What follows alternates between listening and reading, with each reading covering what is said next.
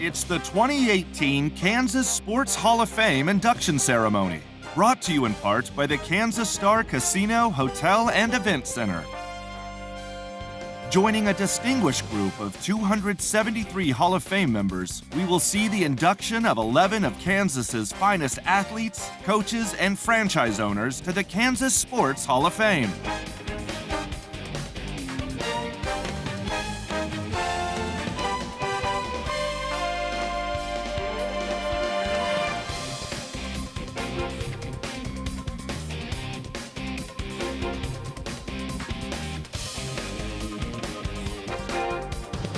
Coming to you from the Drury Plaza Hotel Broadview in Wichita, Kansas, here's your host, Wyatt Thompson, the voice of the Kansas State Wildcats.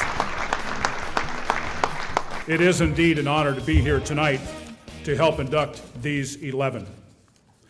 And we start with a gentleman who was born in Texas and raised in Missouri. He came from Liberty, Missouri, and became a K-Stater and a terrific four-year letter winner. Three-time Big 12 selection as a punt returner, second team in 97, first team in 98 and 99, earned All-America honors in 98, 99, and 2000, was a consensus All-American in 1998. He tied the NCAA record for single-season punt return touchdowns and career punt return touchdowns. He set K-State school records for punt return yardage, attempts, and touchdowns in both single-season and career categories. He played with fellow Hall of Famers, or was coached by Hall of Famer Bill Snyder, and with teammates Michael Bishop, Mark Semino, and Martine Grammatica. Played professionally with the 49ers, Vikings, Jags, Rams, and the Calgary Stampeders. I told this gentleman a moment ago that I brought it up on our radio show Thursday night with Coach Snyder, and I asked him to comment about the greatness of Daivd Allen. He said, and he rarely talks about these types of moments, but he said, I can still see him running that kickback against the Texas Longhorns. And I mentioned that to David earlier, and then he came up and said, yeah, and guess what? When I got to the sideline, he tapped me on the head and he said, that still doesn't make up for that fumble earlier in the game. He was inducted into the Kansas State Ring of Honor in 2008. We're so proud of him in his Kansas State years, 44-7, and brought the university their #1 ever ranking in football.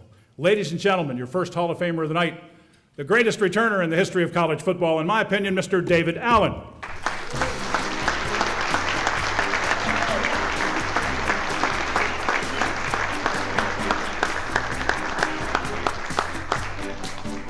How's everybody doing tonight? You know, it never gets easy to get up here and talk in front of a big crowd, so I'll do my best. First of all, I'd just like to thank the Kansas Hall of Fame for this great honor. And I'd like to give a congratulations to all the inductees and a special congratulations to my fellow K-Staters, Clarence and Laurie. You know, before I go into all the thank yous, for me, you know, a kid coming out of Fort Worth, Texas, where I lived, and moving to Liberty, Missouri, you know, you just never really know how things are going to turn out. And I had some great people in my life, so you know it was almost like it was destined for me to go to K-State. You know, the street that I intersected, where I lived at, down at the bottom of the hill, there was a street. The street was Kansas Street, so it always looked like K-State. You know, every time I go down, there's K-State right there. And then to be, you know, raised in the same town that Coach Snyder went to college at. You know, so it was almost like it was fate that I ended up at K-State. And you know, before you know. They started running out on the field with the family sign that they run on the field now. You know, Coach Snyder's always preached family, and I think that was one of the things that that drew me to K-State was the fact that, you know, when I was there, it was like a family. You know, there was no really big super egos. Everybody had an opportunity to play. You just had to do your job and go out and perform. And you know, family comes in all different shapes and sizes. It doesn't necessarily have to be your mom, your dad, you know, your grandmother. You know, it could be, you know, the people who help raise you, the community who helps raise you. And so, you know, that's really important to me. And there's been a lot of people who, you know, were a part of my life that helped shape me and mold me into, you know, the guy I am today. And, you know, it was more than just about sports, you know, in life and the things that you inquire. But it's a great honor. I really appreciate the honor. It's just been a fantastic ride.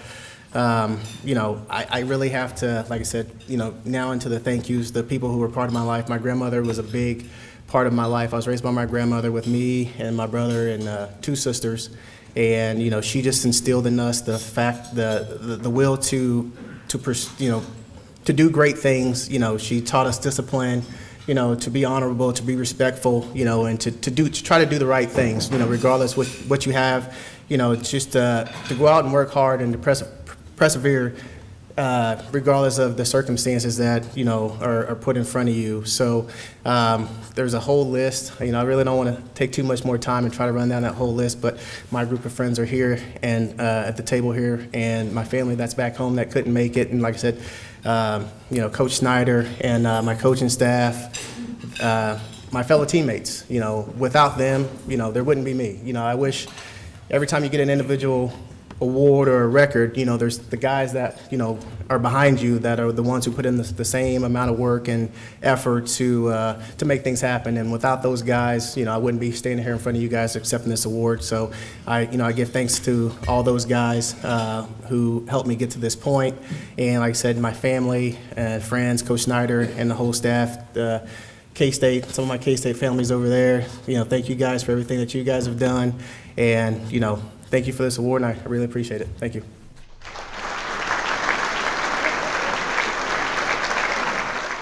Presentation of the 2018 Kansas Sports Hall of Fame induction ceremony is brought to you in part by an underwriting grant from... Programming on Smoky Hill Public Television is made possible in part by an underwriting grant from Nextech, providing the region with clear quality phone service, fast reliable internet, TV service, and wireless phone solutions. Nextech proudly supports public broadcasting and all of its ventures dedicated to improving Kansas communities.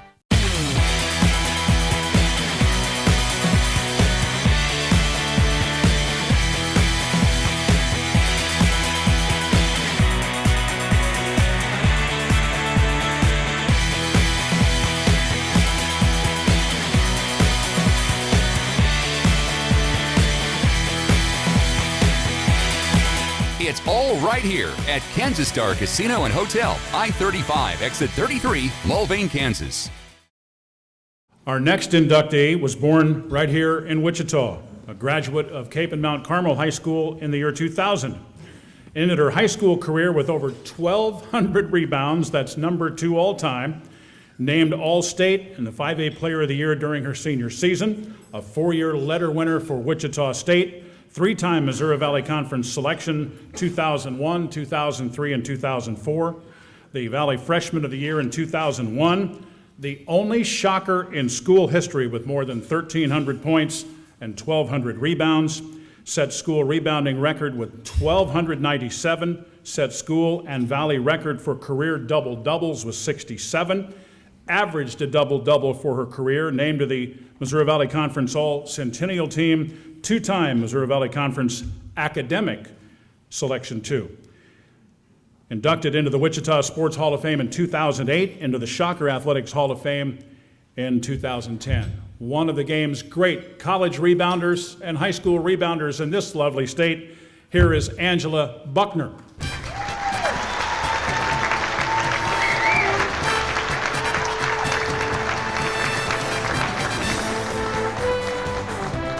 Very much for that introduction.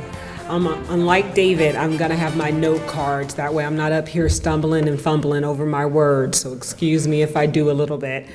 That was an awesome introduction. There have been so many people that have been so influential and supported me on my journey that we'd be up here for hours if I went over all their names, and there's so many people to thank. So please forgive me if I do not thank all of you. I would love to say I'm a great public speaker.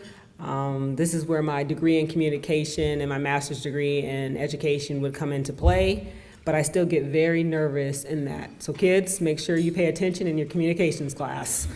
I want to thank the Hall of Fame board, the officers, the directors, the advisory board, especially Mr. Jordan Poland. This is an amazing honor, and I'm so humbled and honored to be inducted into this prestigious Kansas Sports Hall of Fame. To be a part of history is a true blessing. To go in with this 2018 class is unbelievable. The nominees are amazing, and getting to meet quite a few of them earlier today is awesome. Buff, I want to say earlier, was awesome, and getting to hear him want to volunteer to teach my niece tennis, what an amazing honor that. Everybody wanting to give back and use their skills and abilities to give back, that is what makes them stand out. To my parents, Zoe, and my dad, Bill, who passed away a few years ago, but is right here with me like always. My rocks, the reason I exist, my foundation. I owe it all to you. You instilled faith, hard work, and taught me to never quit. You were my cheerleaders, especially Dad, starting a cheerleading section in the stands. Hands up, got the whole team going. Every step of the way, you guys were my cheerleaders. You were at everything I participated in, with sports, with school activities, anything, and you continue to be, and for that, I love you so much. To my siblings, Tina, Jeanette, Billy, thank you for the countless one-on-ones, the competitiveness you drove out of me, the support you showered me with. That is why I'm here today. You all were my role models. Tina, I always wanted to be like you. I wore your jersey number, though I learned quickly that I couldn't be a track star like you. I didn't like running that much. But I knew I could be on the basketball court like you. I knew I could flare my nostrils. I knew I could be a beast.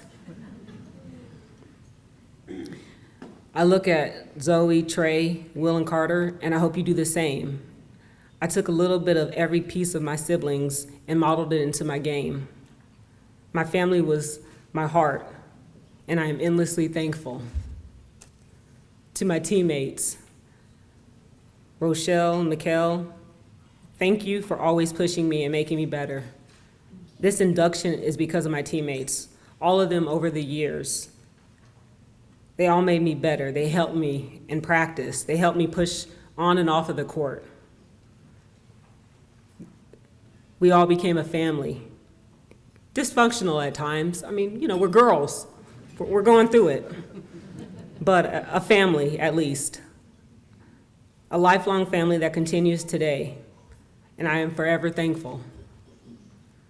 To my wonderful coaches, Coach Sumler, Coach Browning, Coach Smith, Coach Albright, and many more. Thank you for pushing me to limits I never knew I could push myself to. I didn't realize I had it in myself, but you did. You all brought out all facets that made me a better player and a teammate on and off the court. You also gave me thumps on the head when I needed them and even when I didn't think I needed them. I like to call those the reality checks about the real world, and you prepared me for those. You instilled life lessons that I hold dearly to this day. You have all become vested family members that I love dearly. To my athletic trainer, Kay Berg, thank you for taking care of me through the years. You are not only my athletic trainer, but my confidant, my friend, and my family. You held me together and made sure mentally and physically I stayed headstrong. Thank you for that. A very special thank you goes out to the Wichita State women's basketball coach, Krista Adams, for coming here today and representing Wichita State. WSU means the world to me. It was like my second home when I was away from home. It was very important during such a crucial time in my life. And anybody who knows me knows how much I love Wichita State. From the athletic department to career services, it helped me get to where I am today. Their support, their love, and their guidance was tremendous, which is why I speak so highly of them. Not just of the athletic department, but of the WSU overall. It's such a wonderful university. Coach Adams, on her second day, literally her second day of getting to the university, I got a phone call, and usually I don't answer numbers I don't know, but kept calling, and I was like, finally, I'm just gonna answer the phone. And it was Coach Adams, and I hear, "Hey, Buck, hey, we gotta do lunch. You gotta stop by, you gotta come over here." And I was like, okay. She's like, "I want you to know that we love you here, and I want you to always feel and know that you're a part of WSU athletics, no matter who's here. So come on over here, bring that leadership, and know that you are loved and always welcomed here." And Coach, I hope you know how much that meant to me.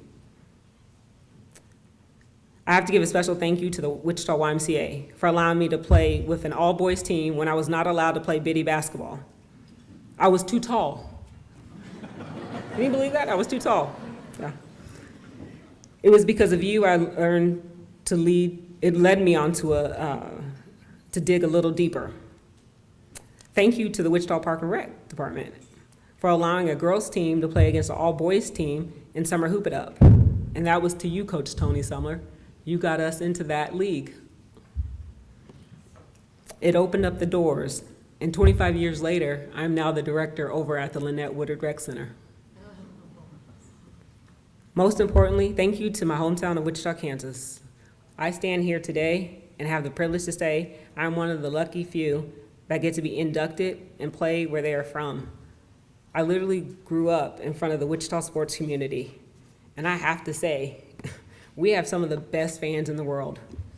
Hands down, we support our local athletes, literally like crazy. I've had the advantage of being one of those athletes. It's been an honor to represent Wichita in all facets. I've got to tell this short but quick story. Jordan, I promise it's maybe like a minute. It's more embarrassing for me, but it tells about not quitting. This is when I was playing at WSU. I was a sophomore. We went down to play the University of Texas. It was the first half. We had about 30 seconds left. Tashara Huggins had a shot. She missed it. I got the rebound. A University of Texas girl hit my head. I shot the ball. I missed it. I got my own rebound. After fumbling around, another girl hit my head. But I ended up faking the ball and shooting it. Something fell on the floor. The ball goes in, the ref kicks something off to the side of the court. Everybody's looking and laughing. I'm like, what's going on? I'm too busy, like, yeah, I got the shot. You know, we got 10 seconds left. Lo and behold, the UT had pulled off my hair. My ponytail weave was laying on the floor. Hey, but I continued to play. I never stopped playing. I never stopped playing, going for the ball, even when my hair was on the court. My teammates and family still talk about this and get good laughs about it at my expense. But my coaches and dad always say, you play through it all until you hear that whistle. And I did. And just on a side note, I did not put that weave back on my head. For any kids out there, anybody, you never quit playing. You keep working hard at whatever you're doing. Whether it's sports, music, school, or anything, be passionate about everything. Thank you to everyone, and especially the Wichita media, especially the Eagle, for over the years, all the press that you've given. Thank you for everything.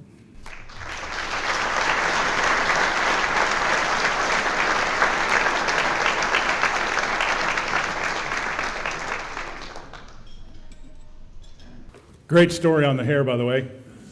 It did remind me of something that happened to us in the KU K-State game at Sprint Center. First couple minutes of the game, Barry Brown gets poked in the eye, and Carty runs down to the bench and goes, "Coach, his eye's poked out. He lost his eye. It's rolling on the floor." The tape showed it was his gum.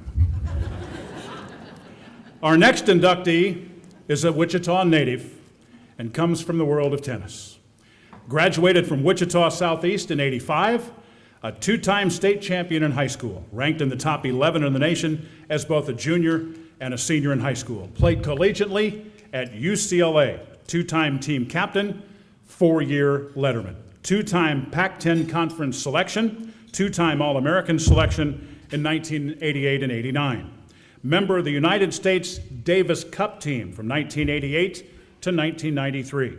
Achieved top 250 world ranking as a professional. He is a member of the Wichita Southeast High School Hall of Fame, elected in 2012, and of the United States Tennis Association Missouri Valley Hall of Fame just a year ago in 2017. Started in Wichita, and it ends in Wichita with a Hall of Fame here tonight. Ladies and gentlemen, welcome to the stage, Buck Farrow.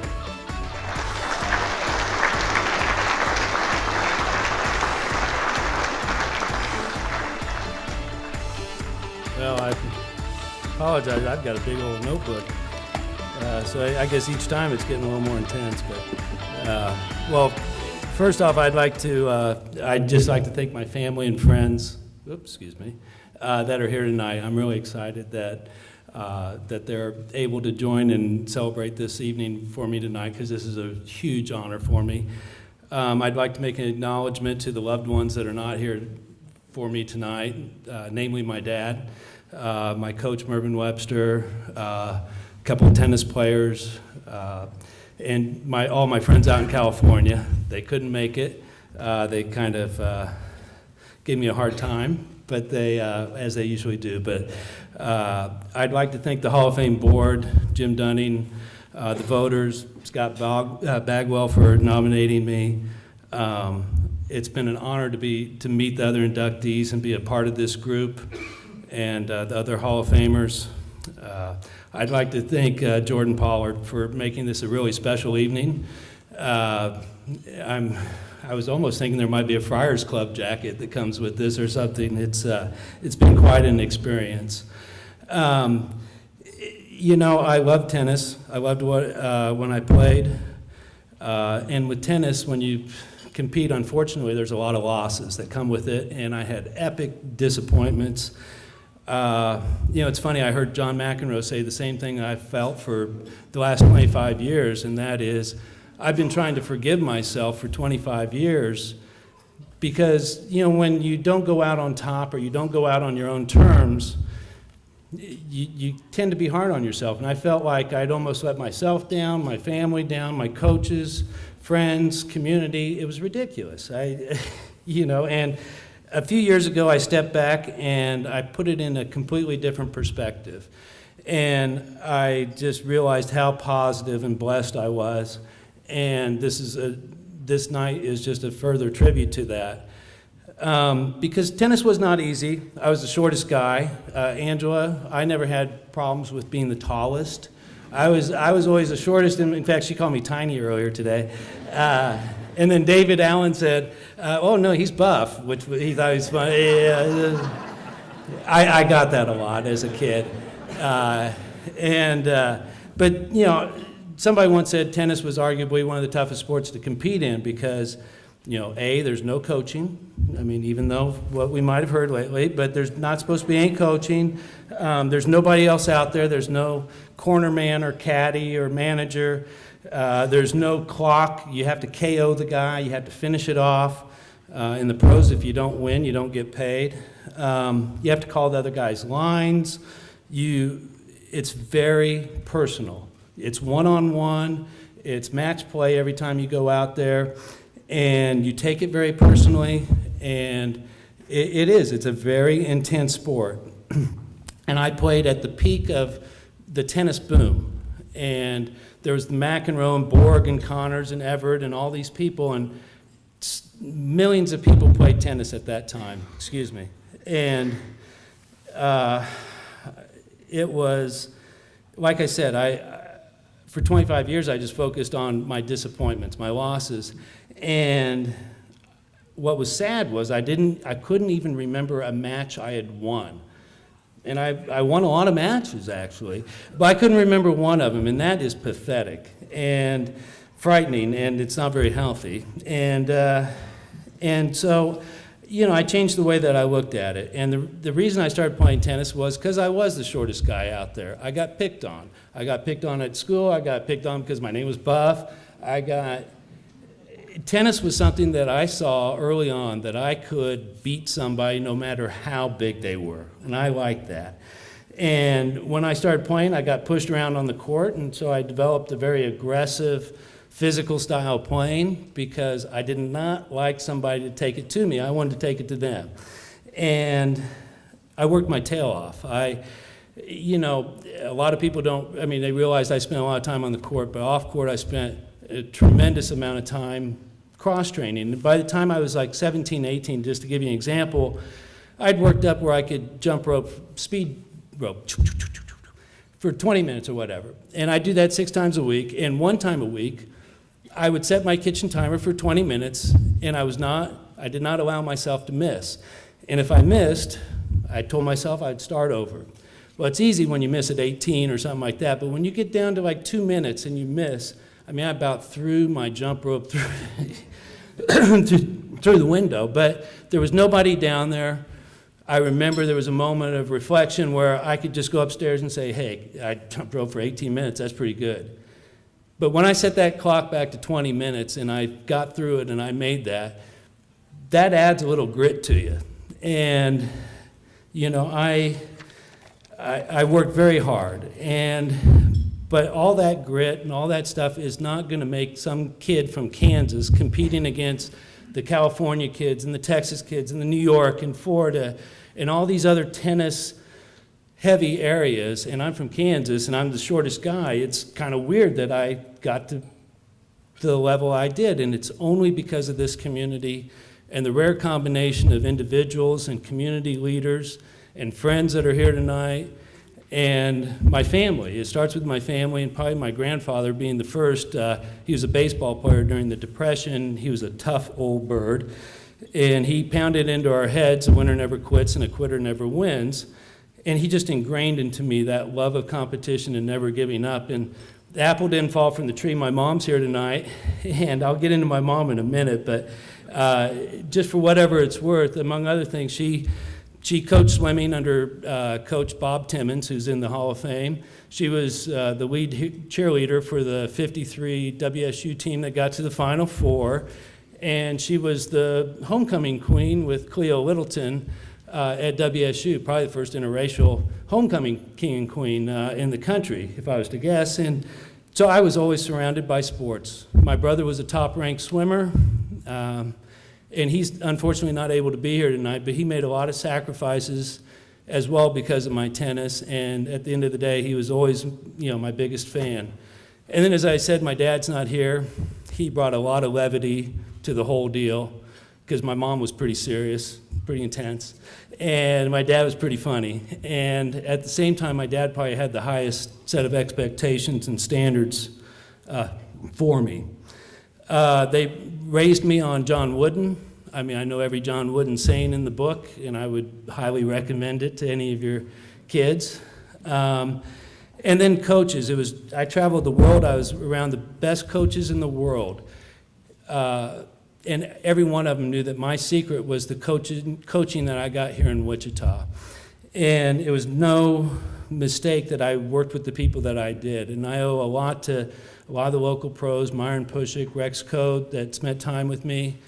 But my parents, Mervyn Webster and Leo Estepar, they met me when I was 3 and 6. And Mervyn has passed away since, but Leo is here tonight. And those two men were the best influences in my life. It wasn't just their dedication and devotion. They were just the best influences, period. And I was never able to make it without them. And then you talk about the dedication of my mom. It was ridiculous. I would serve sometimes 1,500 serves a day, and she would chart every one of them, like pitches or something, first serve, second serve, forehand, backhand, da-da-da-da. I would find charts and charts and charts. She never missed charting a match of mine. She would drive 16 hours to a tournament and then on Sunday night drive me 16 hours back so I could make school. She was incredible, and she endured all these horrible losses that I had over the years. I was just getting my butt kicked. I was a little guy, and she was just incredible. And I'm really glad that she's able to be here tonight to realize this moment. The community, the men and women, I played with every man, woman, child in Wichita, at public courts, wherever. And I probably should do a shout out to Sheldon Coleman Sr. Big Daddy. He had the Coleman Company, and He met me when I was 10, and we, for whatever reason, became best friends. He introduced me to the men's team at Wichita State, which was just made the huge difference in my career. And he introduced me to the Wichita Eagle, who I had a long-term relationship with. And I'd like to do a shout out to Mal Elliott, who I was lifelong friends with, and Mal's probably reporting on tonight from heaven. If I know Mal, he never rests. And there was also fortunate to have some great junior players in Wichita that challenged me. And Tim Mahaffey's here tonight. Brent Fields was another one. But there were several that Wichita, it was just weird that Wichita created this dynamic for me to succeed in. And that foundation was so key as I competed, and I ended up having a great amateur career. I was national champ by 18. I was the South African junior champ. I was the amateur champion. But probably my proudest two achievements was winning two of the big sportsmanship awards in the country. My mom always said she'd watch me but not listen to me. And then I played Patrick McEnroe in an exhibition here in Wichita. The promoters, it was kind of like a Rocky Balboa thing. John McEnroe was playing Vitas Gerulaitis. He was one in the world, and Patrick was the #1 junior in the world. He usually played the #2 kid. And somebody mouthed off to the promoter that maybe Patrick should play Buff, the local kid Buff. And they ended up doing it because they thought it'd sell tickets. And I mean, it was no fluke. I beat Patrick that night. I beat him both times I played him in college. And that really put me on the map in this community. And this community was very important to me when I traveled. I mean, when I was a kid, they would change Wichita, Kansas to Wichita Falls, Texas, because they didn't believe anybody could be a tennis player from Kansas. They did that a lot, actually. When I played team tennis, I mean, I could not believe the comments I would hear from people in Atlanta and LA and Phoenix and Kansas City. I mean, I was very defensive about Wichita. I had a chance to play on national television twice in South Africa and Mexico. Both times I made a huge point of stating during the announcements I was from Wichita, Kansas. And it was funny, in Mexico, my Spanish is really bad, by the way, I'm famous for it.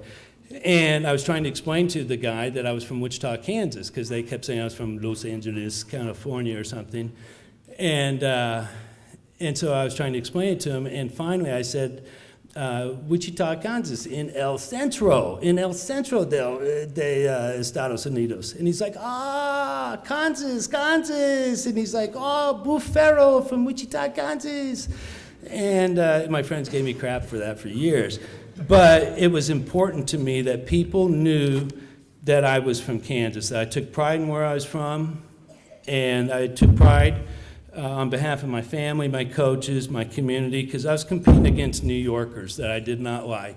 Florida, Texas, California, all these big, cocky, arrogant people. And I was just a little guy from Wichita, and I was determined. And I was proud of the reputation. Wichita had developed a reputation for about 12, 15 years where we developed national champions, and it culminated in I was able to play for the Wichita Advantage. And they played in team tennis, which is the 5th oldest league in North America, and we brought Wichita a world championship. And half the team was from Wichita, the coach was from Wichita. We beat Connors and Navratilova and all these big city markets, and I heard Billie Jean King going off. She was so upset we were in the finals because we were a small little market, and I mean, that just fueled us even more. And so, you know, in spite of, I had a ton of injuries. I never thought I had a good pro career because I got hurt 6 times in 5 years, and I left college really banged up. But I was #1 player in college at one time, and I had epic matches in the NCAAs. I lost the last point, the title match to Georgia, and they used that. The NCAA used that for about 15 years as the promotional video for the NCAA Men's Championships. That was very painful. I had epic matches against SC. I lost this huge guy one time. He cut his finger off, the tip of his finger off, and he kept playing. There's blood on the court. His shirt was bloodied. His shorts were bloodied, and I somehow gagged and lost to the guy in 3 sets. And they put his bloodied shorts in the USC Sports Hall of Fame with a plaque that says this is what it takes to beat UCLA. So you can see why I'm scarred. I went through, but despite all those injuries and all those epic disappointments, I realized I had a hell of a time. I beat Mats Wilander, he was #1 in the world. I gave him his worst loss of his professional career. By far, it was the worst loss of his career. I was Jim Courier's first win as a professional. The only two people that watched that were Nick Bollettieri and Andre Agassi. I beat Jimmy Connors at the Fabulous Forum. It's a long story, but I got a free set of tires with that. And Connors didn't talk to me for a year. He was so pissed. He got in a fight with my friends up in the stands, and that upset me. And anyway, I played Stefan Edberg. We were Play of the Day on ESPN, which used to be a big deal in the 90s, and it was in New Haven, Connecticut at Yale.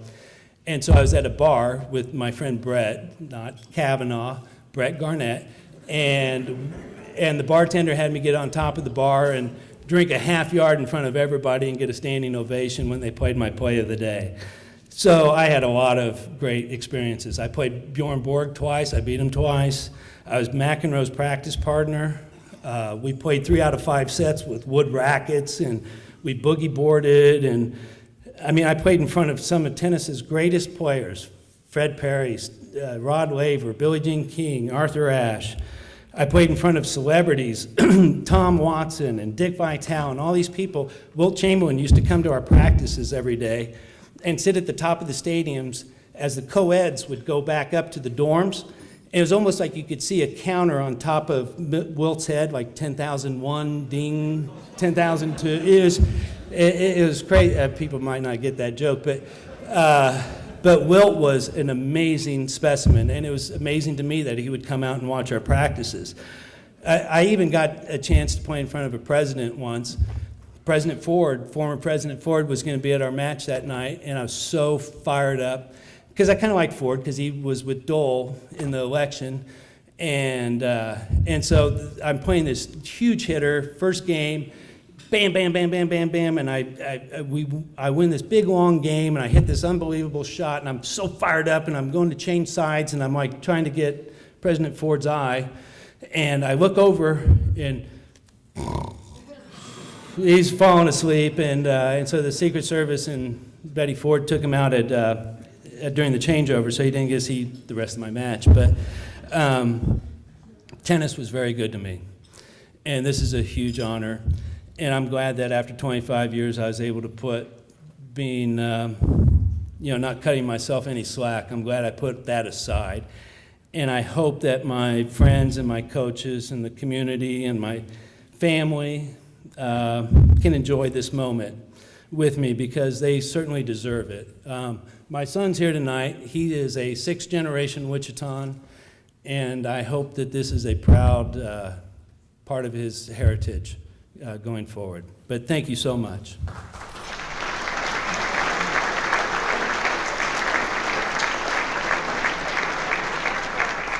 Presentation of the 2018 Kansas Sports Hall of Fame induction ceremony is brought to you in part by an underwriting grant from... Programming on Smoky Hill Public Television is made possible in part by an underwriting grant from Nextech, providing the region with clear quality phone service, fast reliable internet, TV service, and wireless phone solutions. Nextech proudly supports public broadcasting and all of its ventures dedicated to improving Kansas communities.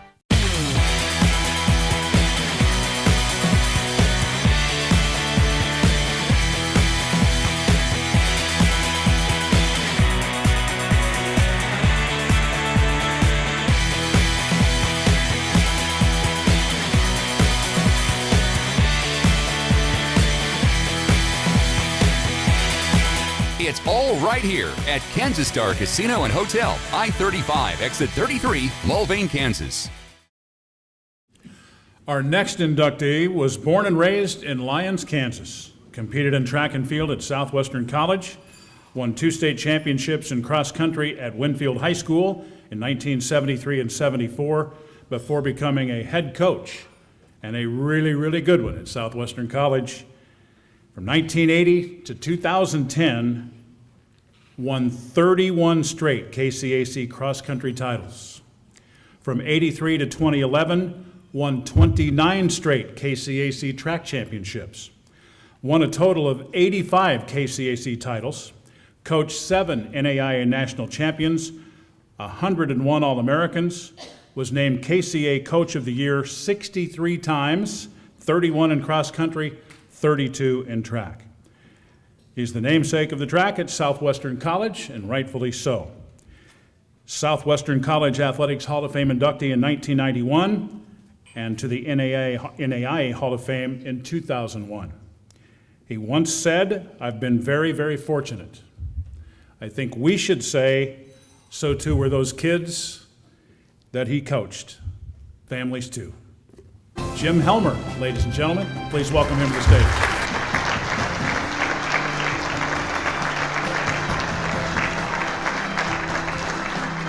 Thank you, Wyatt, and congratulations to my fellow inductees this evening, and thank you, Jordan, for this great evening.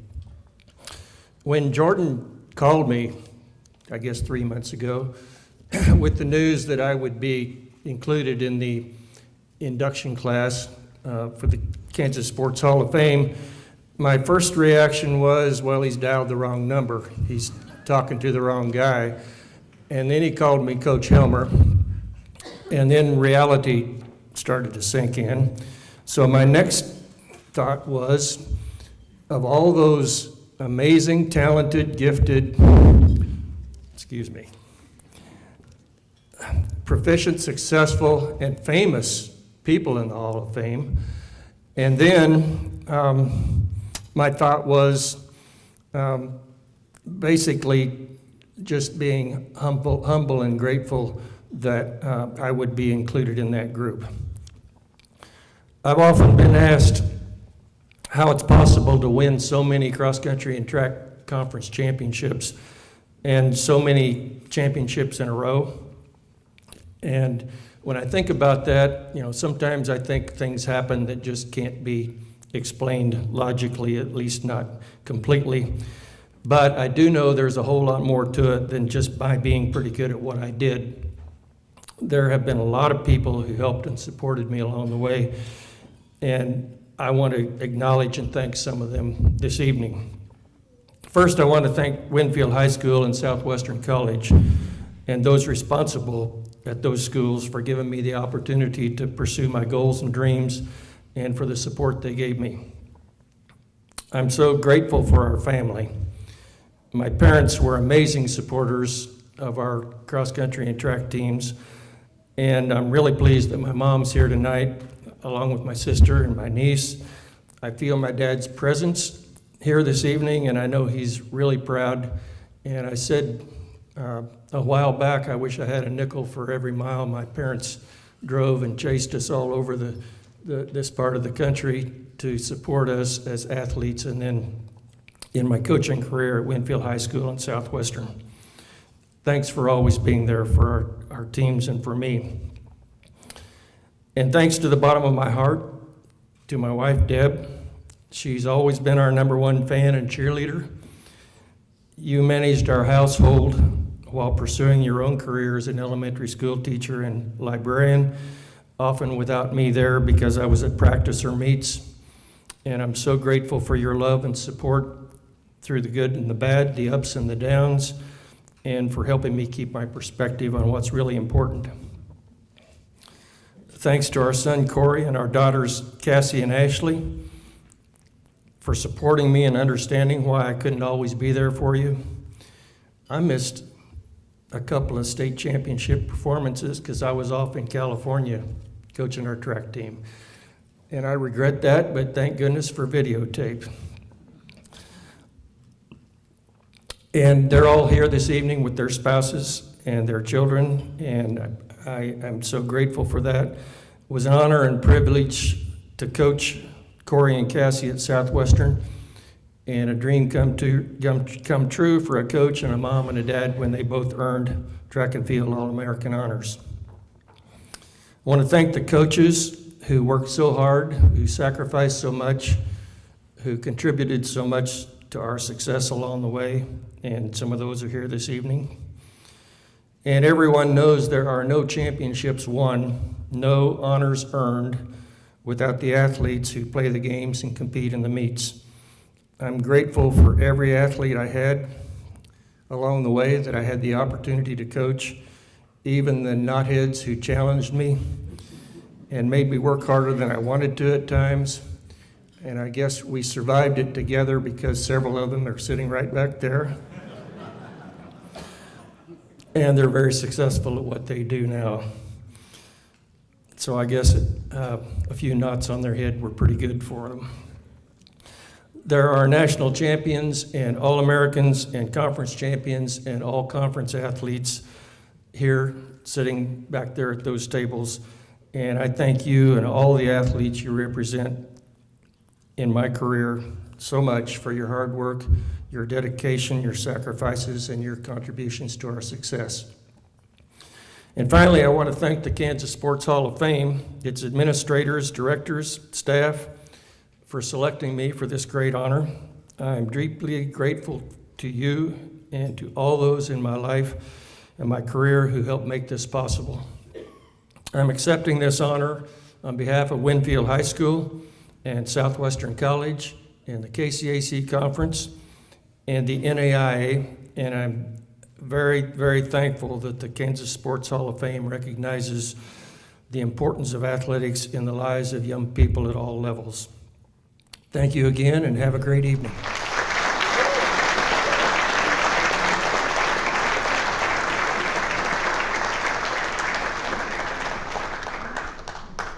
Congratulations, Jim.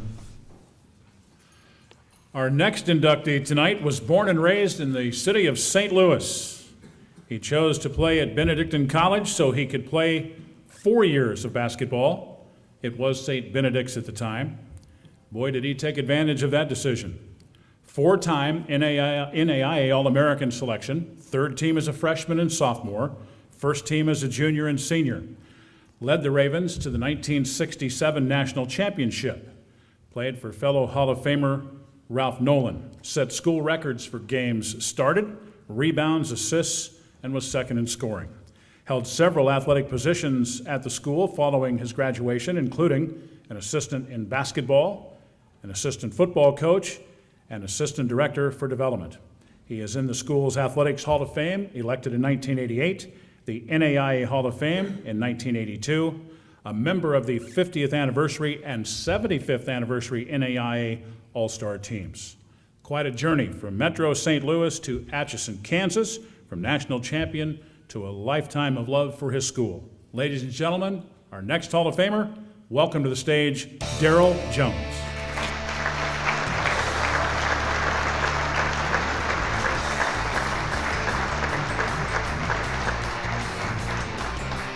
Good evening. First of all, I want to say a couple of things. Winston Churchill said there's 3 important parts of a speech: the introduction, the conclusion, and as little as possible in between. So with that motto, I'll start. Are you ready? You can read my bio in the program. It's pretty accurate. But I just wanted to make sure that I got one thing across to you. Of all the awards I've received, this is one of the most important ones to me. Growing up in St. Louis, I've always had a special place in my heart for Kansas. When I was junior in high school, I got a chance to see some great athletes come through St. Louis. My first big hero was from here, WSU, Dave Stallworth. He was my first guy that I thought I wanted to emulate. The second one was Bill Bridges, who's in the Hall of Fame here also. He was from KU. So when you're an 18-year-old or a 17-year-old that weighs 154 pounds, and you see these big guys that go out there and raise hell, take names, and you want to be one of those, that's what I always wanted to be.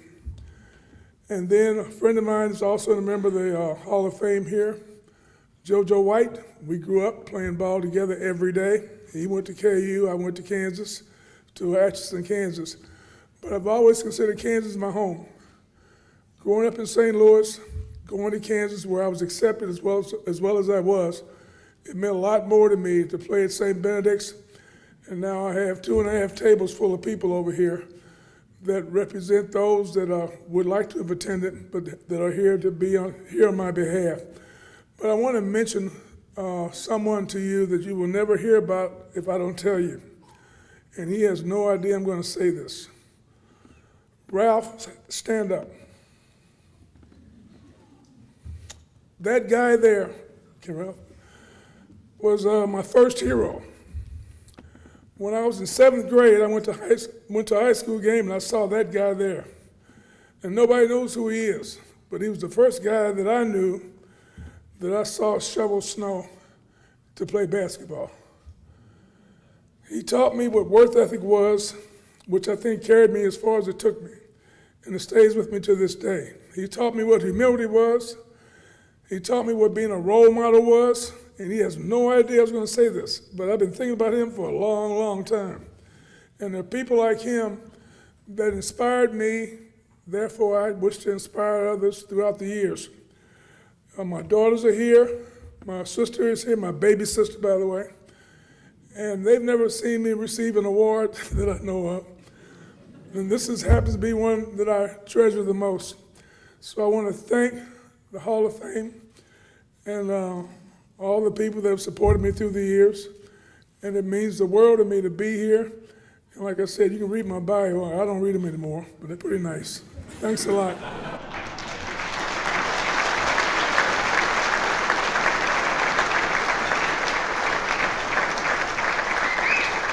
Congratulations, Darryl. Well done. Our next award will be given posthumously to Mr. Ewing Kauffman, who was born in Westport, Missouri, a lifelong Kansas City resident on both the Missouri and Kansas sides of the border. He played football in high school and was active in athletics like golf, bowling, and horse racing, but I think all of us understand he made his mark as one of the great pro sports owners. Founding the Royals when it was awarded a Major League franchise in 1968, funded the building of Royals Stadium in 1973, and of course the namesake of Kauffman Stadium now. Led the Royals to their first playoff appearance in 1976, their first World Series appearance in 1980, their first World Championship in 1985. He is a member of the Royals Hall of Fame, elected in 1993, and he died August 1st of 1993.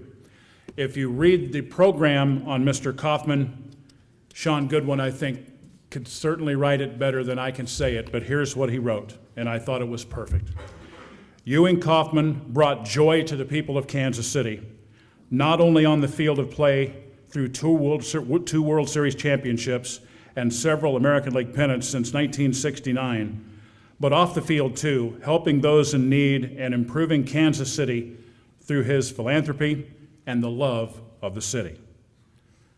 Let's all think about and give a nice round of applause to one of the great owners in sports history, Mr. Ewing Kauffman.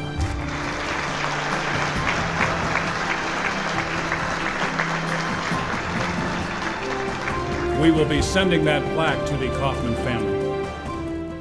Our next inductee was born in nearby Newton and graduated in the year 2000 from Moundridge High School. Set a high school state record for career three-point makes, you'll hear me say that a lot, and career free throw percentage. Led Moundridge to 4 straight state championship games, including back-to-back titles in 97, 98, and 99. Played at Kansas State, along with fellow inductees Nicole Oldie and Kendra Wecker. Led the Wildcats to 4 straight NCAA tournament appearances. Set K-State and Big 12 records for career three-point makes. A 3-time All-Big 12 selection. I'm sure she's proud of this as well. A 2-time academic All-American. Signed with the Washington Mystics in 2005. Played 5 WNBA seasons along with stints in Poland, Turkey, the United Kingdom, France, and Australia. I don't know if I've ever met in 41 years of broadcasting anyone that I think loves the game of basketball more than this young lady. And I once asked Ernie Barrett who was the best shooter he's ever seen at Kansas State, and I was convinced he would say Mike Evans or Chucky Williams. He said our next inductee, Laurie Koehn.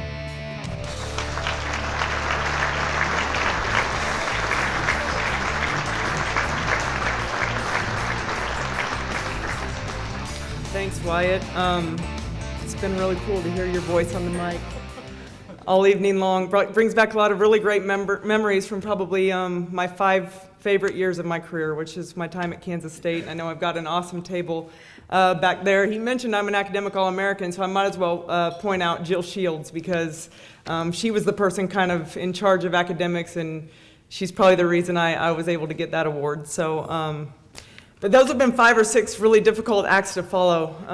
I was even thinking I would be happy to give my 5 to 8 minutes back to Buff, and you can just keep telling us stories, because, I mean, those were pretty good. Those were hilarious. And honestly, I mean, all the respect in the world for all of the other inductees. You know, I know we're still waiting to hear from some of them, but honestly, like the game of tennis is just fascinating to me, and what it takes to be great.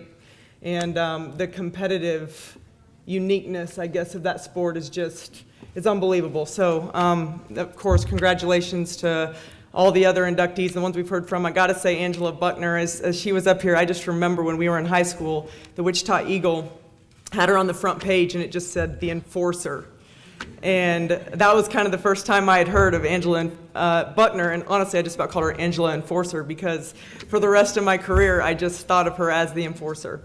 But let me just start off, I guess, now by thanking the Kansas Hall of Fame Board of Directors and Jim Dunning and just everyone that's been involved.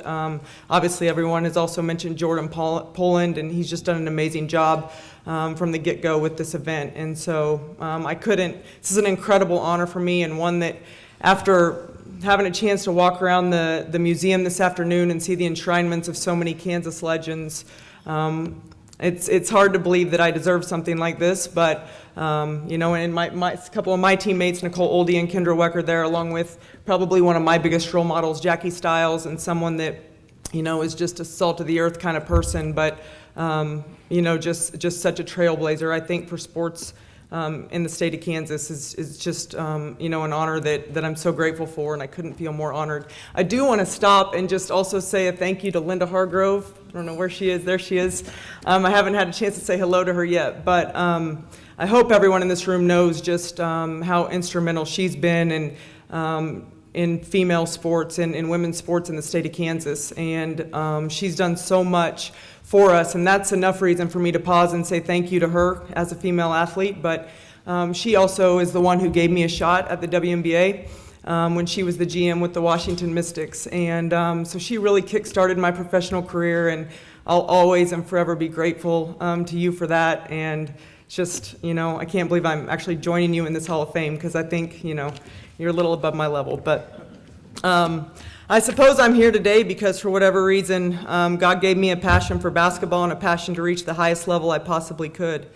I set a goal when I was 9 years old to play Division I college basketball. At the time, that was the highest visible level, at least for me, for a female basketball player. I know there were pro leagues overseas then, and the ABL and the WNBA weren't far from beginning in the States, but I was maybe a somewhat sheltered, small-town Kansas girl and had never heard about the possibilities of playing professionally. So I set out with a goal that I wanted to make it. I had a poster of Lynette Woodard and that at KU, and so I kind of thought that was it. If I could make it to the highest level, that would be Division I. But yeah, I had the privilege of growing up in small-town Kansas. I had the privilege growing up in a very typical and simple home where Mom and Dad worked hard and always made sure my brothers and I had what we needed to succeed. There were very few obstacles as I obsessively and frankly selfishly pursued my goals as a basketball player. Most days my biggest concerns or biggest challenges were, how am I going to get to the gym, and will anyone come with and rebound? Many days the answer to those questions were, your bike's out in the garage, or you can walk, or there's a perfectly good basketball hoop in your driveway, and no, we can't rebound, we're busy with other things. I'm grateful for those days and those answers even more than I'm grateful for the hundreds of days when I did get a ride and did have a rebounder. I learned commitment, self-discipline, and resilience in small-town Kansas. I learned through hours and hours spent in the gym that confidence and self-esteem are earned. They are the result of hard work, failing, more hard work, delayed results, and the overall process of trying to be the best you can be. Thank you to my family, my mom, Cindy, my dad, Perry, my brothers, Ryan and Clint, for allowing me to throw myself into this process for the better part of the last 30 years. Thank you for providing me with everything I needed, but making me work for what I wanted. Each of you have made sacrifices, dealt with inconveniences, and supported me as I've chased my dreams all over the world. I also had the privilege of attending Moundridge High School and playing for Sue Hedsky and Vicki Kessler, who are here tonight. We played in the HOA League in South Central Kansas, which had become a hotbed for basketball. I will never forget pulling up to Pretty Prairie or Little River in the big yellow bus 30 minutes before the JV game was supposed to start and seeing a huge crowd of people standing outside the gym doors waiting to get in. And they weren't there to watch the boys' game. They were there to watch 2A high school girls basketball. Fast forward a few years to my freshman year at Kansas State, and I remember a similar scene, driving up to Bramlage for our Big 12 home opener against Nebraska and seeing a sea of people backed up all the way in the parking lot, standing in the windy, cold, and snowy January weather, waiting to get in. I've played basketball on nearly every continent, and without a doubt, my best memories have come when I was playing basketball in the state of Kansas. I could have never imagined all the experiences and opportunities that would come my way through basketball when I was a 9-year-old falling in love with the sport. It has taken me all over the world. It has introduced me to my very best friends and strengthened those relationships through competitive situations and fighting together for a common goal. It has taught me to handle the thrill of a big victory and the extreme disappointment of a bad defeat with perspective and humility. But the greatest blessing by far is the way God has used basketball in my life to bring me closer to Him. And that is something that started to become clear to me during my college years. Now, I grew up a KU fan. I don't know what was wrong with me. But I think it was partially just that, I was a basketball fan without an affiliation to either school, and now I know Wichita State. I hope there's I know my nephew's a huge Wichita State fan, so I know there's more options than just KU if you're a basketball fan. But at the time, I somehow gravitated toward the Jayhawks. So for no good reason, I really hated K-State. I actually promised my 4th grade teacher that I would never go to K-State. Nothing could make me go to K-State. And then Deb Patterson and Cammie Etheridge began recruiting me. I knew very early in the process that I was going to be a Wildcat. I am sure it was God's plan for me, so at that point, nothing could keep me from going to K-State. The opportunity to play basketball for Deb Patterson and Cammie Etheridge is probably one of the single greatest blessings basketball has afforded me. Even though Coach P couldn't make it here tonight, I hope you don't mind if I take just a second to honor her and talk briefly about the profound effect she had on my life. Coach P was and continues to be one of my greatest role models and mentors. Great coaches specialize in making sure their players stay uncomfortable, because once you get comfortable, you get satisfied, you stop stretching and growing and improving. In high-level athletics, like so many of you in this room know, every coach is aware of that necessity to keep their team on edge on the court or on the field. It's just the only way to stay competitive. Coach P was no different. She clearly knew how to get it done on the court. She could teach the game in X and O with the very best of them, and she and Cammie Etheridge helped me improve as a player and are the reasons I had a chance to keep playing for many years after college. But Coach P was about so much more than basketball. She saw basketball as a great avenue to develop overall character in her players, and she resolved every day to do things the right way without compromise. Her own character and her own example were and are above reproach. She taught me what real humility, trustworthiness, respect, loyalty, selflessness, integrity, being a great teammate, and an others first mentality actually look like. She kept our team on edge on the court for sure, but she also kept us on edge about the daily need to fight hard against things like selfishness and entitlement.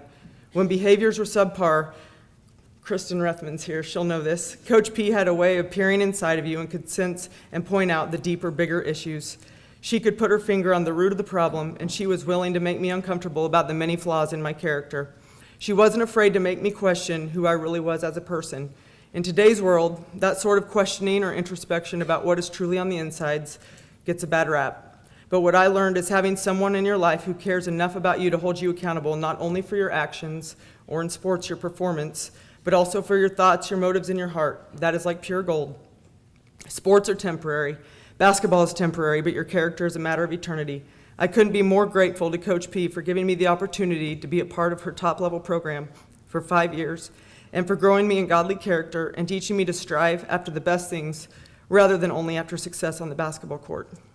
The life lessons I learned at KSU carried me through an 11-year professional career and are still ingrained in me as I try to be an effective coach today. Finally, I know there are so many people I've not properly mentioned or honored. Someone asked me just this past Thursday how many coaches I had throughout my career. That got me thinking, so I actually grabbed a piece of paper and wrote down every head coach. When I finished the list, there were 21 names, and that is only counting head coaches. If I tried to tally up assistant coaches, trainers, support staff, teammates, the number would be huge. I got to play as long as I did and enjoy the little bit of success that I had because of the people around me, and I sincerely appreciate each one of them. Again, congratulations to the other 10 inductees. I couldn't be prouder than to be a part of this 2018 class. Thank you.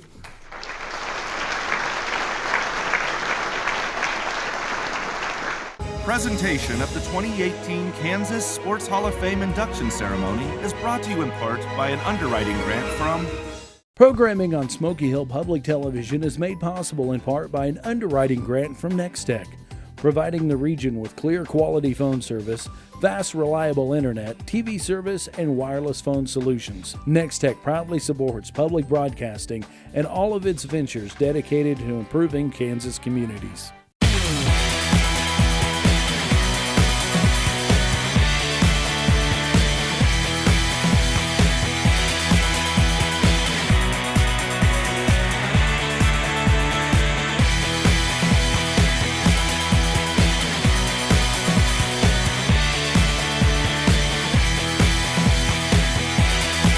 It's all right here at Kansas Star Casino and Hotel, I-35, exit 33, Mulvane, Kansas. Our next inductee was born in Orange County, California, back in the late 70s, and not long after that ended up in Kansas. A graduate of Fort Scott High School, 1998, led Fort Scott to a runner-up state finish that year. Played a year at Fort Scott Community College and then went to Seminole State College in Oklahoma. Led Seminole State to a third-place finish at the NJCAA World Series in 2000 and was named an NJCAA World Series Most Valuable Player. He was an All-American selection in 2000. This young man was drafted 3 different times, in 98, 99, and 2000, and then finally signed with the Atlanta Braves. Played 12 Major League seasons with the Braves, the Pittsburgh Pirates, Boston Red Sox, Arizona Diamondbacks, Washington Nationals, and Chicago White Sox. If you are a numbers person, you'll like this: 1,452 hits, 882 RBI, 255 home runs, 752 runs scored, a .260 career batting average, and oh yes, he won a Gold Glove and a Silver Slugger Award in 2012. He is a member of the Kansas Baseball Hall of Fame, elected in 2016. And as of tonight, he is a member of the Kansas Sports Hall of Fame. Welcome to the stage, ladies and gentlemen, our latest Hall of Famer. He is Adam LaRoche.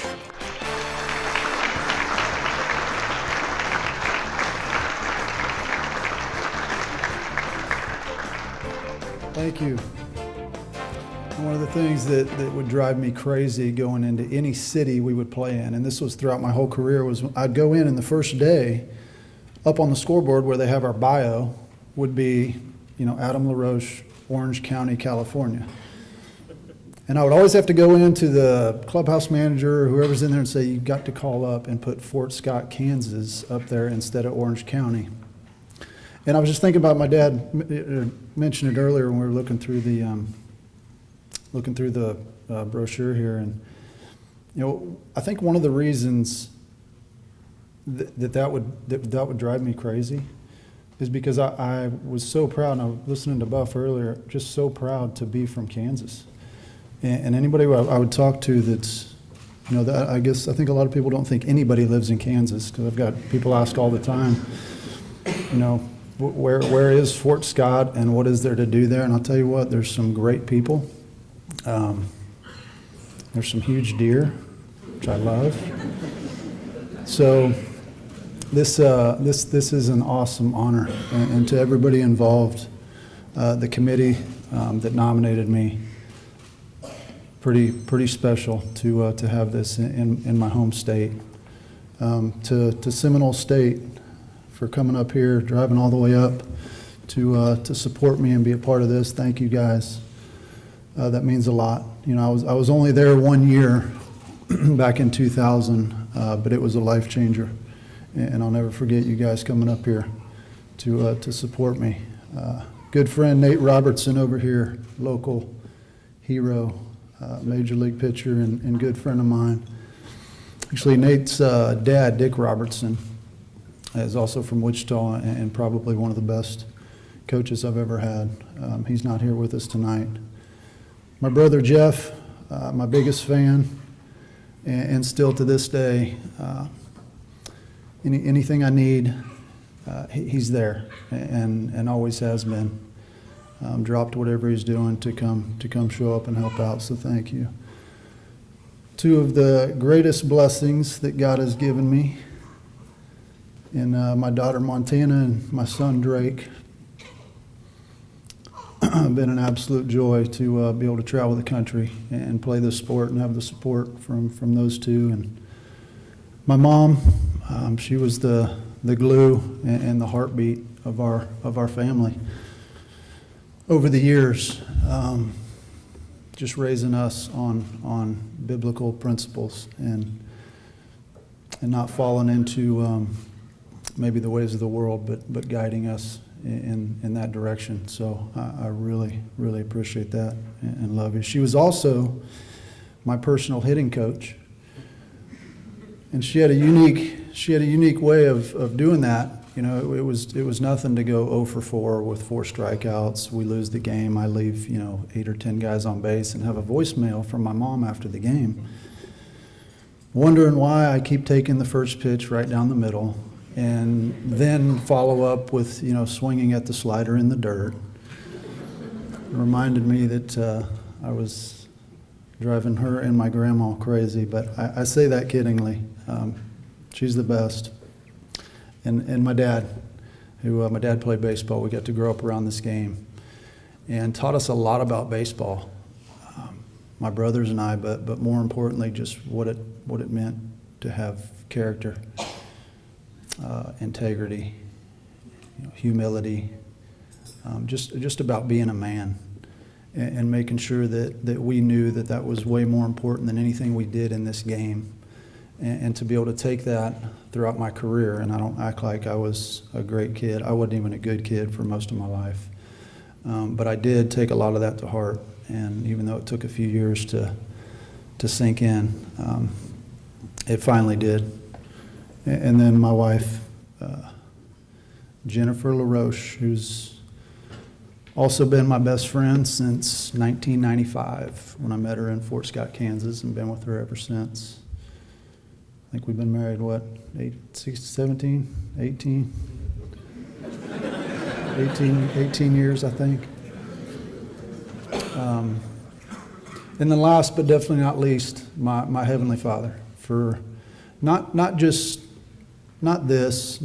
game of baseball. I don't know that he really cares what my stats were, what my accolades were, what awards I won, but for giving me that platform. And to be able to use that specifically later in my career to introduce people to Christ. And then the platform he's given me now after baseball, which has been awesome. We've got our foundation now, and we get to serve our wounded veterans, the guys that served us for a long time. So anybody who has served in here, thank you from the bottom of my heart. I'll leave it at that. Thank you guys very much. Been an awesome evening. Thank you.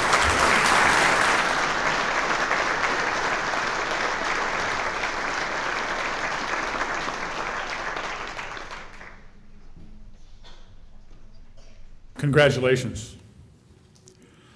Our next inductee was born in Georgia and graduated from Trinity High School in 1966. He helped lead his high school team to a state title as a junior in '65. He somehow ended up in Manhattan, Kansas, and was a 4-year letterman at Kansas State as a defensive back, and a really good one. An All-American selection as a senior in 1970. First Wildcat to earn such honor since fellow Hall of Fame inductee Verl Schweitzer. He set K-State records for career interceptions and passes defended, led the Wildcats in interceptions twice, and then was drafted 14th overall in the '71 NFL Draft by the Cleveland Browns. He played 13 long NFL seasons, all with the Browns. 39 career picks as a pro, selected to the Pro Bowl in 1973.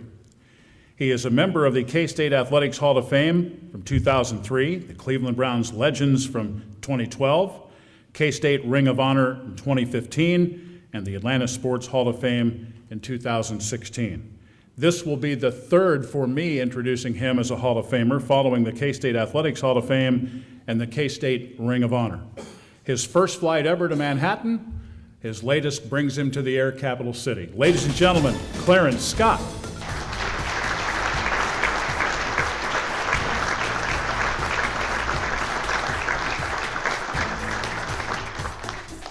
Hello, Kansas.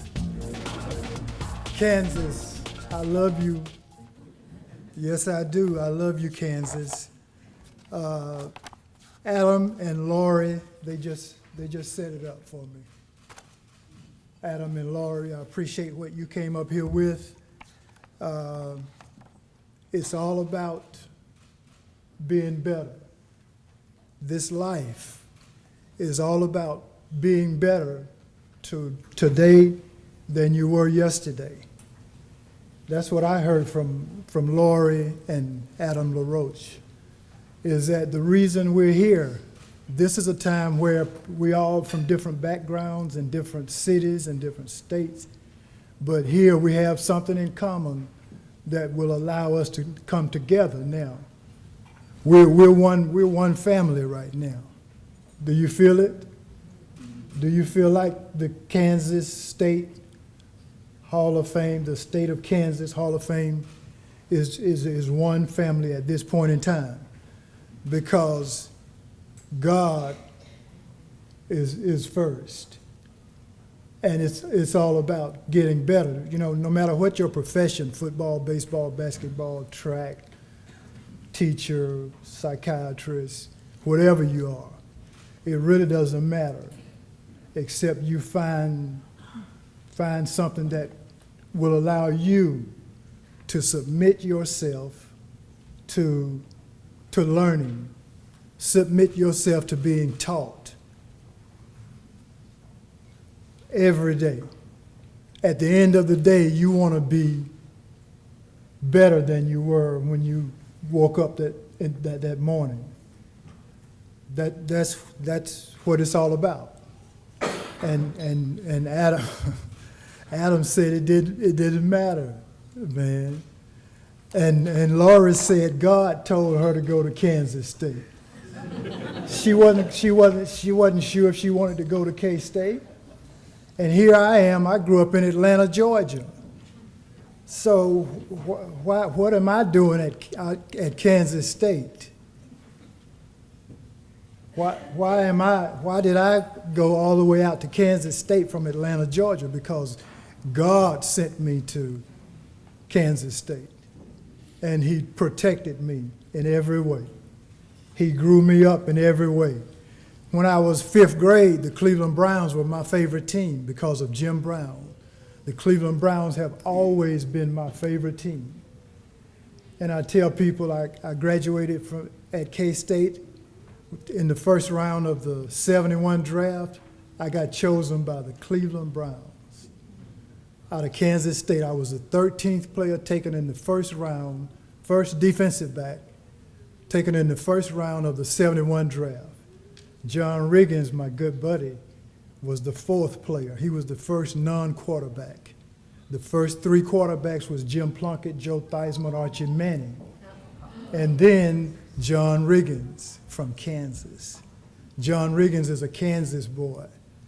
John and I became good buddies when we were at K-State. So, but the point is, find some common ground. You know, first, God is common ground to everybody in here, right? Wouldn't you say, wouldn't you say that you're here because it's God's will? Did you get here did you bring your own self here? Are you here other than the fact that God, who else brought you here? No one except God. So, Laurie and Adam said, that it was God that brought them here. It was God that brought me to Kansas State. And I'm thankful for it. And my mission every day is to get better as a person, obeying the laws and the rules and the regulations that he has set forth, reading a good book, the good book, and other good books. There's more than one good book to be read. So read a good book every day so that at the end of the day, you are a better person spiritually, physically, mentally, intellectually than you were when you woke up this morning. Strive for goodness and perfection in goodness. Strive for that. And then one of these days, we're really going to have a good time, and we'll all be in one city location with one name. And that's what it's all about. So get excited about this. I'm always now associated with the state of Kansas, right? I'm forever, I'm connected to the state of Kansas. And I thank you for bringing me in, for giving me the accolades several times. I'm just glad about it. God is good, and I'm just glad to be here. Thank you guys so very much for this induction, the Hall of Fame, and anything I can do for you, I'm sitting on ready to do it. Because no doubt in my mind, God orchestrated the NFL draft that I got chosen in the first round of the 71 draft by the Cleveland Browns. They were my favorite team from 5th grade because Jim Brown was my favorite player. Had Jim played for Minnesota, I would have been a Minnesota fan. Forget Cleveland. Forget Cleveland, but Jim played for Cleveland. I got chosen in the first round. I'm off to Cleveland. 13 years later, I retire. I'm in the Hall of Fame, Cleveland Brown Hall of Fame with Jim Brown. I go to alumni weekend every year and say, Jim, when I was a 5th grader, man, you were my guy. You were the guy. And Jim's on a walker. Yeah, but nobody messes with Jim. He's on a walker, but he's still the great Jim Brown. And so only God can make that kind of thing happen.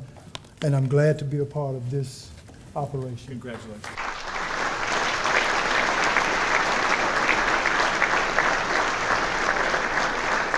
Congratulations. Great to see you again. I agree with him. Jim Brown is the man. But you notice he's wearing a purple tie. I had to get that in.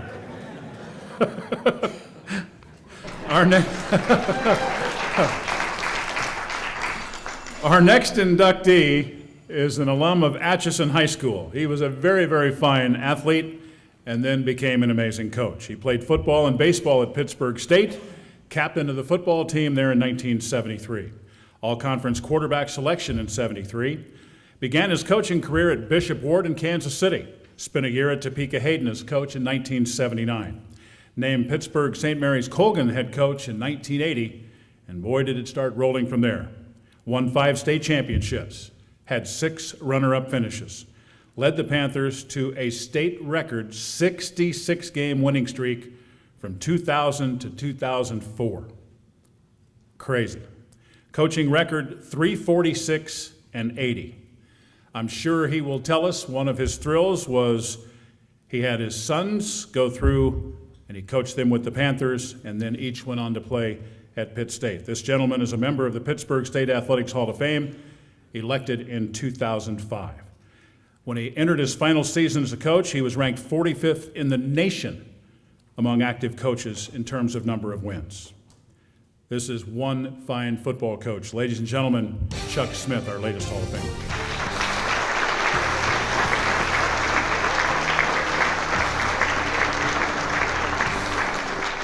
Thank you, everybody. Thank you for being here. I had a friend down home. She had a college son that was in a seminary, and he was dying of brain cancer. And he died of brain cancer. And I said, God bless you, Miss Bateman. And she looked at me and she said, he has. I thought, wow, what strength. So now when anybody says to me, God bless you, Coach, I say, he has. And he has so much. So thank you for having me here, and thank you for being here. Jordan Poland, your group, thank you. I really enjoyed talking to Jordan over the last couple months, and what a thrill. When I heard I was selected, I'm thinking, gosh, John Riggins, Barry Sanders, I'm in a group that's associated with them. I thought, Adam LaRoche, that's pretty awesome. That's pretty awesome. The selection committee, thank you for your work. I want everybody to know that I am a voting member of the selection committee, and it's amazing what one first place vote will get for you. So.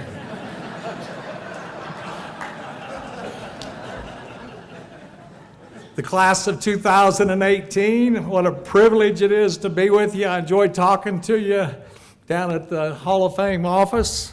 So what a thrill. Guys that names I'd like to throw out are Ed Bowler from Clifton Clyde, what a great coach. Les Davis, Sedan, 1,500 wins, unbelievable. Ralph Nolan from Atchison, my hometown.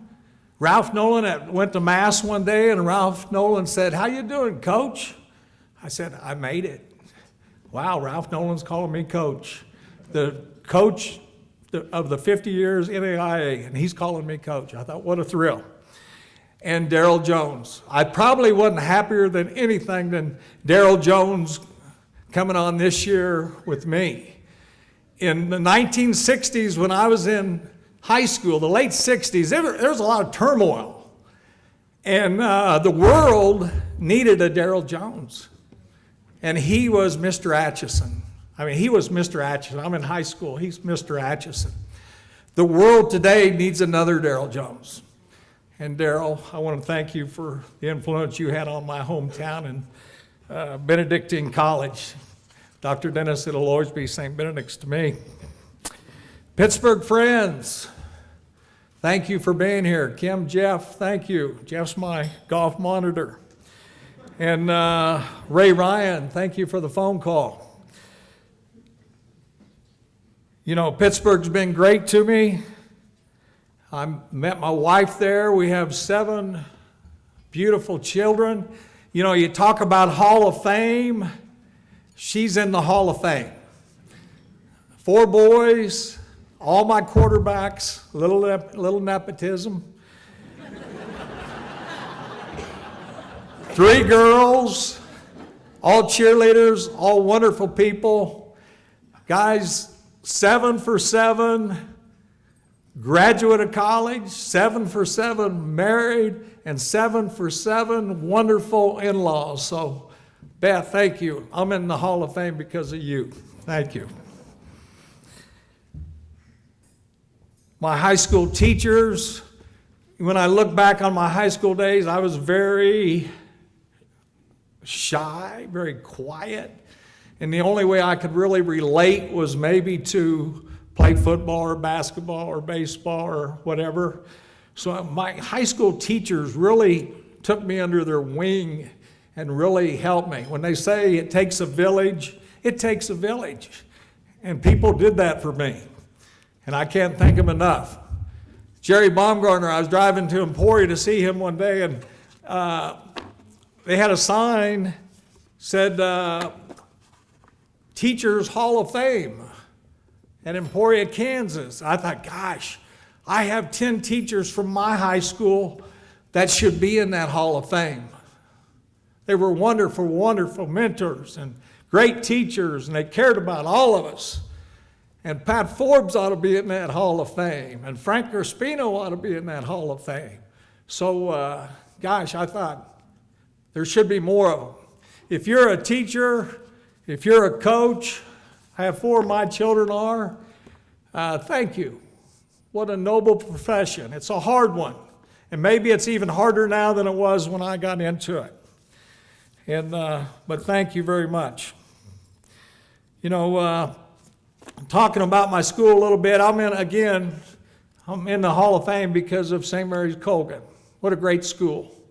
Last year I didn't coach football, and I just taught math all day long.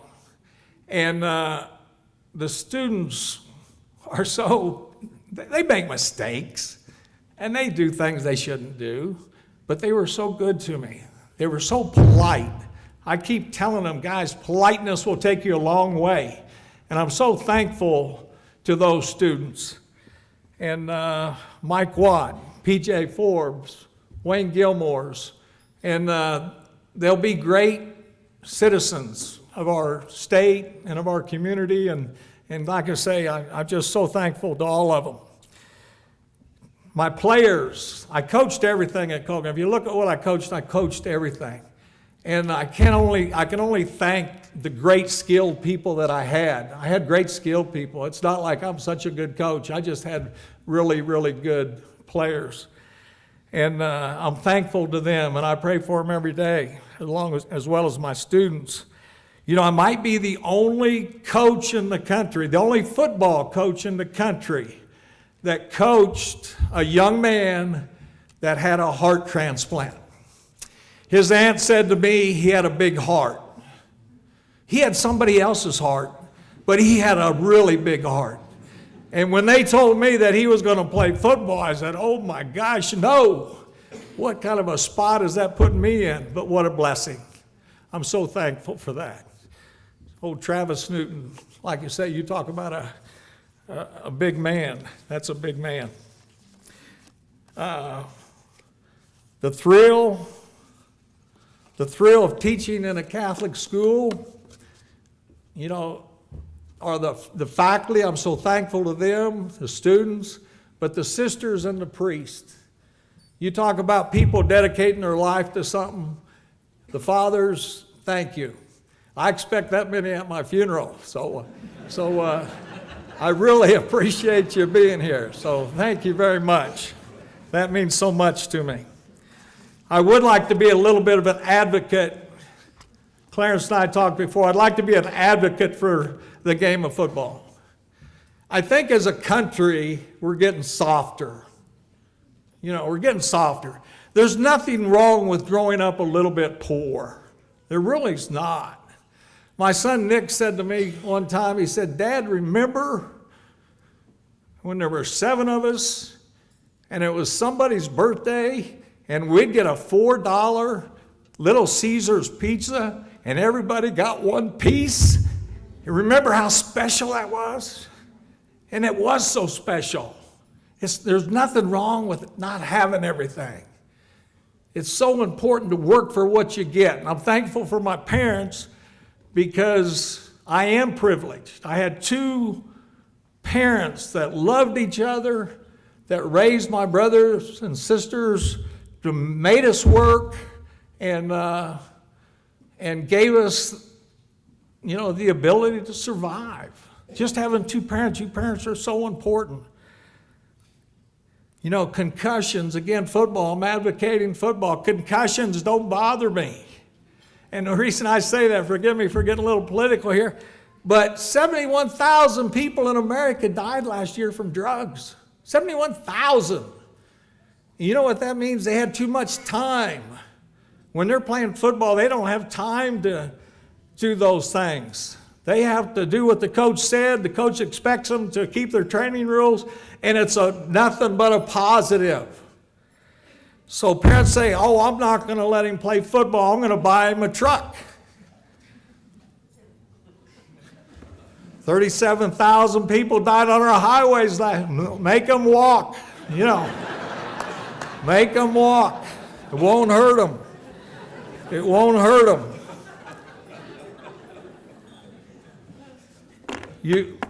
I really appreciated the introduction, but Wayne Gilmore would be mad at me if I didn't say this. We won a state championship in track, and what a great moment that was. And again, it's hard, Mike Watt, to be the football coach when the baseball coach wins so many games. So what a career you had, Michael. Father Mike and Dennis, thank you for letting me teach and coach and be a state legislator at the same time. Guys, let me tell you, the people in Topeka really aren't good people. Everybody goes, oh, they're good people. But, you know, there's just so many differences. And again, going back, that's where we need Darryl Joneses to spark us on. But thank you for that opportunity. Paraphrasing or stealing from Donald Sutherland, and I'm going to quit. I left some things off, so if I didn't thank a good friend, thank you. I love you all. But Donald Sutherland, I was watching 60 Minutes, and I'm going to put this in my own words. I don't know if I belong in the Hall of Fame or not. I don't know if I deserve to be in the Hall of Fame or not. But I tore my rotator cuff, and I don't deserve that either. Hey, God bless you all, and thank you for letting me be part. Presentation of the 2018 Kansas Sports Hall of Fame induction ceremony is brought to you in part by an underwriting grant from... Programming on Smoky Hill Public Television is made possible in part by an underwriting grant from Nextech, providing the region with clear quality phone service, fast reliable internet, TV service, and wireless phone solutions. Nextech proudly supports public broadcasting and all of its ventures dedicated to improving Kansas communities.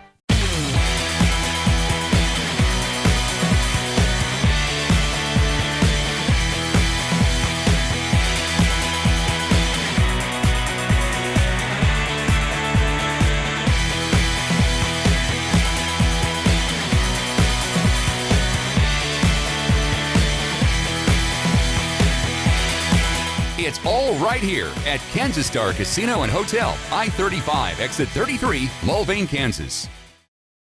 Our final inductee of the night is a guy that I met, it seems like not as long ago as it's been, but he was born in Larned, Kansas in 1959, graduated from high school there in 77. Good man, good player. Switch-hitting outfielder for the Indians, drafted in the 23rd round of 1977's draft by the Los Angeles Dodgers. Played 13 major league seasons with the Dodgers, the Toronto Blue Jays, Montreal Expos, Chicago Cubs, Cleveland Indians, and the Pittsburgh Pirates. Hit .263, 900 career hits, 342 RBI, 70 home runs, 160 stolen bases, 504 runs, 150 doubles, 50 triples. He led the National League in triples with 13 and finished 10th in hits in 1986. He had a career fielding percentage of nearly .980. He has worked as a scout for the Dodgers and the Kansas City Royals after his playing career. Ladies and gentlemen, this guy was elected to the Kansas Baseball Hall of Fame in 2006 and deserves to be in this one here tonight. Ladies and gentlemen, Mr. Mitch Webster.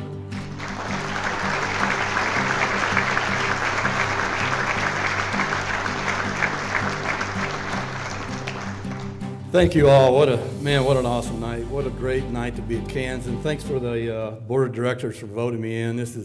I'm a Kansan. I was born in Larned, Kansas, raised in Larned, Kansas. Small town guy. Grew up watching John Zook. It's good to see you here, Zookum Zooker. He went to Larned High School. Ralph Terry, wife is from Larned, has lived in Larned for 6 years. He's a member of this Hall of Fame. Great baseball mentor and counselor for me as I was coming up. Jackie Stiles, right down the road at Claflin, was just awesome to watch play. Watched Jim Ryan when I was a kid, played one-on-one with Darnell Valentine at the K-State basketball camp. I actually had him beat 7-0. We were playing by ones going to 11. Then he took off his warm-ups and beat me 11-7. But anyway, I'm very honored and really honored to have family here tonight, friends. Got a brother that came all the way from Cape Girardeau with his family and his oldest daughter. They came up from Waco. A brother from Larned come up and his family, and family from Topeka. Mentioned that Roger Marshall's here, my good friend of 30 years.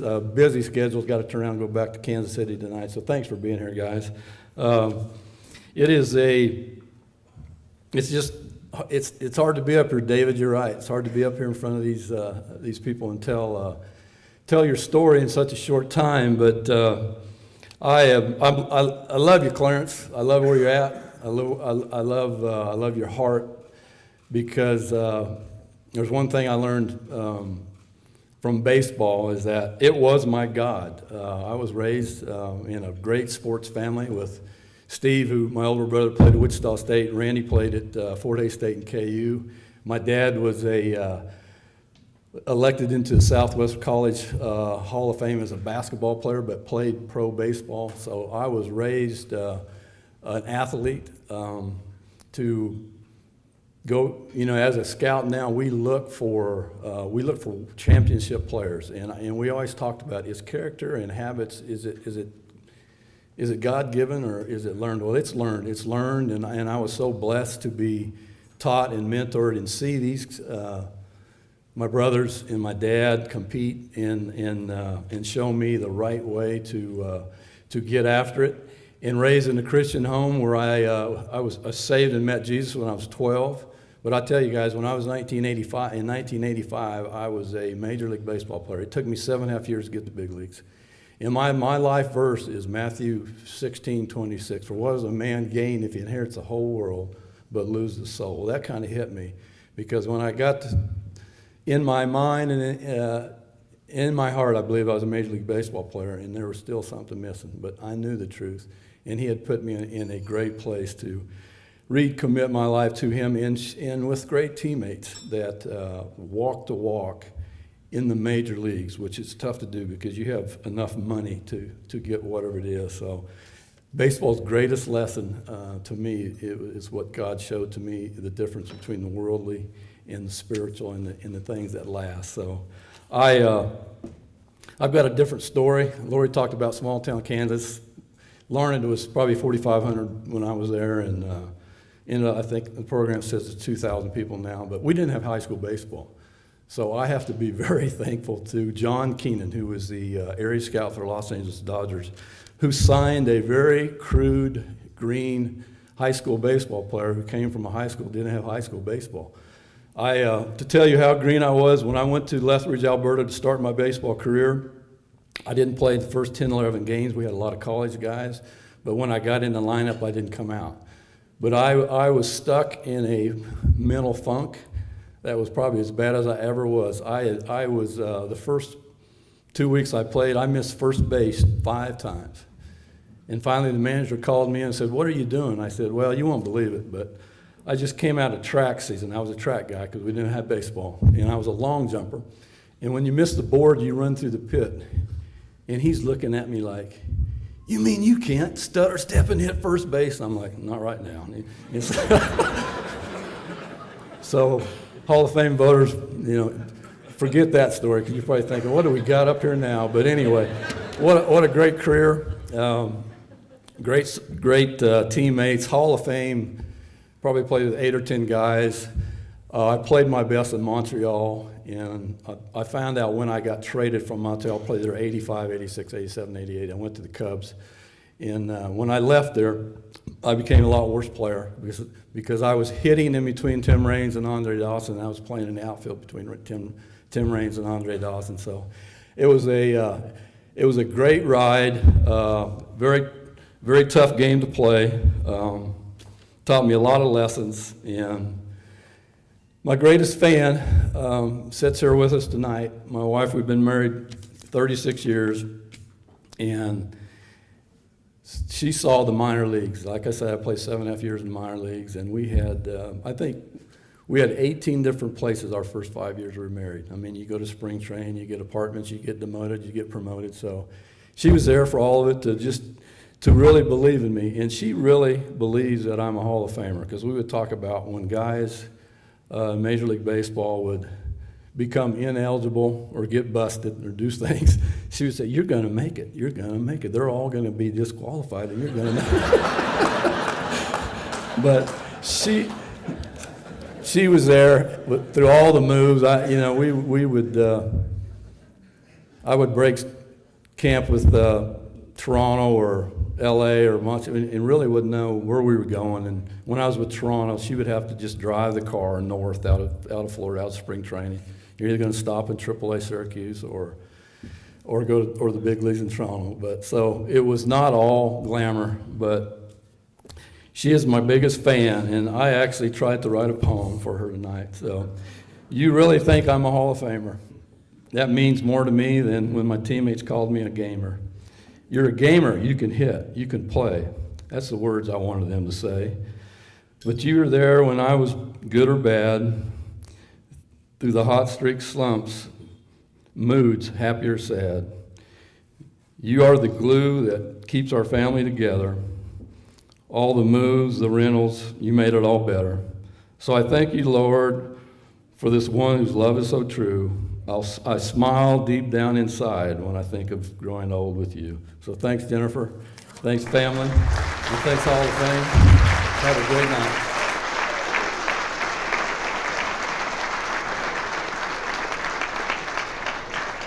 Mitch, congratulations. Great job on the poem. I'm going to turn it back over to Jim. I just want to again congratulate all of the Hall of Famers. It's great to have been with you here tonight. Thank you so much. Inductees, the members of the Board of Trustees, directors, and members of the selection committee have deemed you worthy of induction into the Kansas Sports Hall of Fame. You now join 273 previously inducted members of this hallowed group. Through your participation in sports, you have brought pride and honor to yourself, your community, and the entire state of Kansas. You have gained the respect and admiration of Kansans, and your achievements both on and off the field of competition help build our state's lasting athletic heritage. To make certain the memory of your accomplishments endures as a lasting source of inspiration for future generations, the Board of Trustees and Directors now declare that you are officially inducted into the Kansas Sports Hall of Fame. Congratulations.